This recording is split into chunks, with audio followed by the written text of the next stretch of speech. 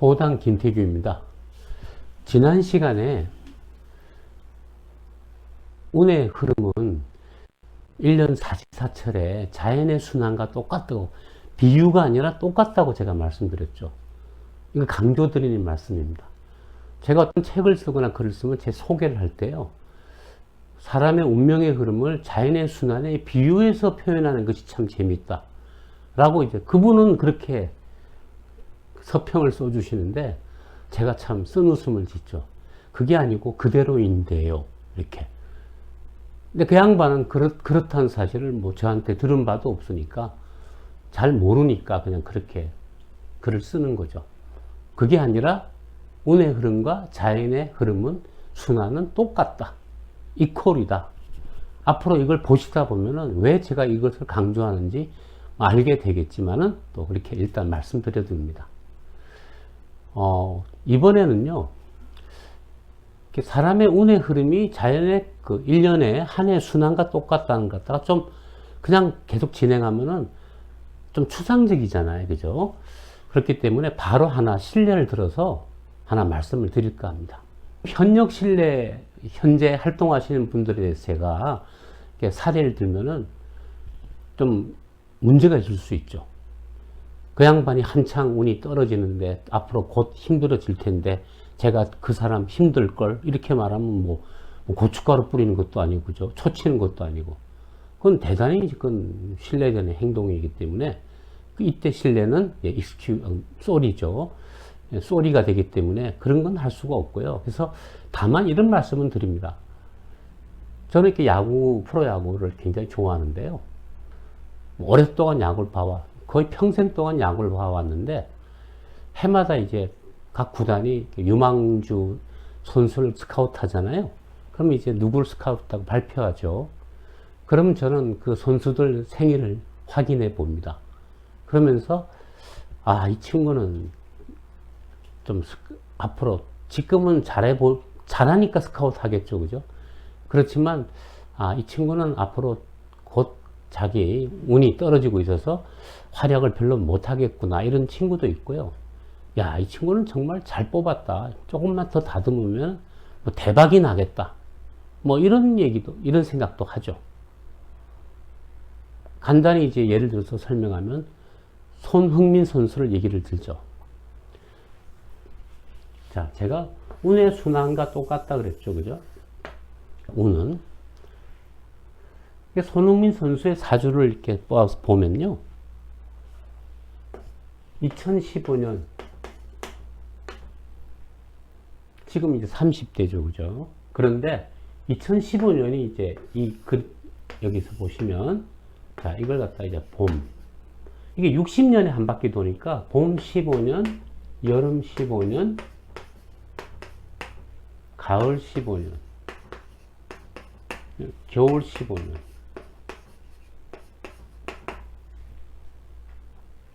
그러면 30년 뒤에는 2045년에 손흥민 선수는 다시 제일 밑에, 운의 제일 저점에 오게 됩니다. 손흥민 선수가 그 우리나라 그 축구 영재로 해서 해외 유학 간 거 아시죠? 뭐 여러분들 아시는 분들은 아시죠? 네, 그런 것들이 손흥민 선수의 여름의 시절입니다. 여름. 근데 재미난 게, 손흥민 선수가 독일에서 컸잖아요. 그죠? 독일에서 이제 훈련하고 자기 재능을 바탕으로 더 발전시켰잖아요. 그러다가 손 선수가 토트넘에 간 것이 2015년 경입니다. 전 그때 그걸 보면서, 손흥민 선수는 대성하겠구나 하고 저는 딱 직감했어요. 이때가 운의 최고봉인데요. 운의 최고봉이라는 것을 이제 보통 여기서 좀 우리가 알아둬야 될 점이 있습니다. 자, 1년의 계절을 놓고 보실 때 우리가 1년을 지내면서 보면은 가장 풍성한 계절은 언제입니까? 하면은 흔히 가을이 풍성하잖아요. 특히 10월. 또 10월 하순에 수확이 되고 11월 초에 여기까지 춥지도 덥지도 않고 수확이 풍성하고 또 날씨도 좋잖아요. 그게 한 해에서 가장 풍요로운 때죠. 그죠? 그러니까 벌써 요 최고봉은 뭐냐면요, 한여로 치면 8월 8일경에 입추라고 있어요. 입추 때는 가장 더울 때죠, 사실. 바캉스 시즌이잖아요. 이때가 한 해를 통해서 열기와 습기가 맹렬히 움직이면서 정말 무더위가 와서 곡식을 익히고 막 이렇게 역동적인 시간입니다. 그치만 우리가 8월 8일 좋아합니까? 바닷가 가는 젊은 친구들이야 좋아하지만 우리가 한창 더울 때 좋은 계절이야 그런 생각 아무도 안 하죠. 그게 뭐냐? 그 사람이 에너지로 가득 차 있을 때는 어떤 사람의 운세가 그 사람이 향후에 가을에 가서 알찬 수확을 거둘 거라는 사실을 잘 감을 잡질 못해요. 그냥 열심히 하네. 뭐 그 정도죠. 손흥민 선수는 입추 무렵에 즉 가장 속에서 운명의 에너지가 끌어오를 때 토트넘에 진출했어요. 손흥민 선수가 이제 우리가 외형적으로 볼 때 그 사람이 가장 화려한 때가 있어요. 그건 뭐와 같냐면 여름에 이렇게 서쪽 바다에 가서 노을을 보면 뭐 굉장히 휘황찬란하게 아름답죠. 강화도에 뭐 이렇게 적석사나 이런 데 가서 산에 올라가서 저 서쪽을 바라보면 서해 바다를 바라보면 정말 해질 무렵에 진짜 광일없죠. 근데 그리고 나서 밤이 오죠. 무슨 얘기냐면요. 어떤 사람이 진짜 최고로 멋있는 시점은 그 사람의 바로 운세가 가을에서 겨울로 접어들 때 하루로 치면은 해가 지는 시간. 요 수평선이 뭐냐면 일몰 시간이라 보셔도 됩니다. 해가 질 때 가장 아름다워요. 손흥민 선수의 경우는 가장 화려한 시점은 2030년입니다. 하나가 15년씩이니까요. 그래서 2030년에 그때는 아마 축구 은퇴쯤 하지 않을까요? 이제 그때 나이가 이제 좀 있어서 선수는 아마 그만둘 시점이겠지만 아마도 손흥민 선수의 어떤 부라든가 명예라든가 이런 것은 최고로 빛나는 시점이 저는 2030년이라 보고 있거든요. 그런데 이제 그 사람의 그런 에너지가 어느 때가 되면은 드디어 외형적으로 나타나는 때가 있어요. 저는 그것이 에너지가 모습으로 구체적으로 기가 형으로 바뀌는 시점이라고 말하는데 그 시점이 언제냐면 가을의 정중앙 한 1년의 순환에서 얘기하면은 9월 22일경에 추분이라고 있어요. 추분. 이제 낮보다 밤이 길어지는 똑같고 이때부터 밤이 길어지죠. 요 시점인데요. 이걸 60년이니까 이 시점이 언제가 되냐면 2022년이 됩니다. 그래서 저는 손흥민 선수가 2021년, 2022년 시즌 그리고 2022년, 2023년 시즌 요 두 시즌이 손흥민 선수가 세계적인 선수로서 인정받는 시점이라고 저는 몇 년 전부터 쭉 지켜오고 있었어요. 근데 아니나 다를까 이번 시즌에서 2021, 2022 시즌에서 손 선수가 프리미어 리그 영국의 일부 리그에서 공동 득점왕이라서 조금은 아쉽지만 사실은 페널티킥 하나도 없이 대단한 활약을 했잖아요. 그러면서 이제 손흥민 선수는 토트넘의 보물이 아니고 전 세계 축구계에서 공격수에서 손에 꼽히는 선수가 됐죠. 저는 손흥민 선수가 메시나 호날두급이라 보지는 않습니다. 그 사람들은 더 대단해요.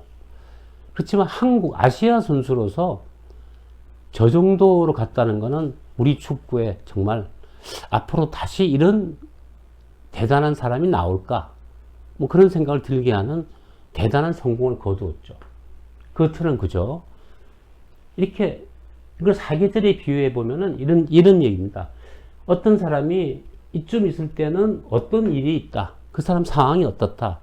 금방 알 수 있어요. 여기서 약간 더 말씀드리면 어떤 사람이요. 흔히 말해서 사회화, 즉 사회적으로 알려지기 시작하는 시점은 이렇게 이 수직선입니다. 요 국면은 그 사람이 사회적으로 이름을 갖고 있질 못해. 흔히 명성이 없어요. 자, 손흥민 선수를 아끼는 축구 팬들이라면은 손흥민 선수가 2015년에 전에 독일에서 활동할 때도 굉장히 성원하고 우리가 지켜봤죠. 그건 우리 선수라서 그래요. 그렇지만 다른 나라나 그런 나라에서 선수를 그렇게 지켜보는 사람이 없죠. 그런 면에서 요 입추와 요 반대가 입춘인데요. 요 30년은 그 사람은 널리 알려지는 사람이 아닙니다. 그래서 나 흔히 이런 말 하잖아요. 나는 언제쯤 풀리고 언제쯤 나는 좀 뜰려나. 뜬다는 말이 뭐냐면 사회적으로 이제 흔히 성공했다. 그 사람 유명해. 이런 말을 들을 때잖아요. 언제쯤 뜨겠냐 물어보면 간단하죠. 이 운세가 되기 전까지는 뜨지는 않아요. 흔히 말해서. 또 어떤 사람은 이때쯤 가도 사회적으로 명성은 안 생깁니다. 그건 그 사람의 명의, 즉 타고난 팔자가 뭐 그 정도는 아닌 거죠. 그래서 그건 상대적이긴 하지만 벌써 우리 귀에 들리고 제가 어떻게 손선수를 받겠어요. 그렇지만 벌써 축구 신동으로 이름이 나고 우리나라에서는 축구 유학을 갔다 올 때부터 손선수로 알려져 있었잖아요. 그런 선수, 그런 사람들의 운명은 보면은, 그러니까 이 운세쯤에 어디쯤 가 있는가를 알면은, 아, 이 사람은 어느 정도의 성취를 하겠구나라고 사실은 금방 알 수 있습니다. 손흥민 선수가 뭐 뿐만 아니라 박지성 선수 있죠. 저는 박지성 선수는 축구적인 재능은 손 선수보다 훨씬 못하다 보고 있고, 능력도 뭐 떨어진다 보지만은 그 선수는요, 정말 타고난 끈기와 어떤 그 억셈, 강한 의지로서 정말 최선을 다했기 때문에 언젠가 한번 소개할 수도 있겠지만, 제가 박지성 선수의 생년월일 시를 알거든요. 참 대단한 선수다. 그리고 이제 하나 말씀드리면은, 류현진 선수는 지금 운세가 사실은 굉장히 내려가 있어요. 그래서 자꾸 부상이 오고, 올 시즌도 지금 제대로 뛰질 못하잖아요. 류현진 선수가 그 타고난 능력은 진짜 한국 최고의 투수인데, 이렇게 운이 떨어지니까 자꾸 부상이 오고, 그래서 이렇게 활약을 제대로 못하잖아요. 저는 류현진 선수가 머지않아 아마 은퇴하거나 미국 프로야구에서 이제는 떠날 때가 됐다고 저는 보고 있습니다. 자, 오늘은 여기까지 말씀드리고요. 다음 시간에도 또 한 가지 사례를 들어서 설명을 좀 더 쉽게 이해하도록 설명을 드리겠습니다. 구독, 알람, 좋아요 부탁드립니다.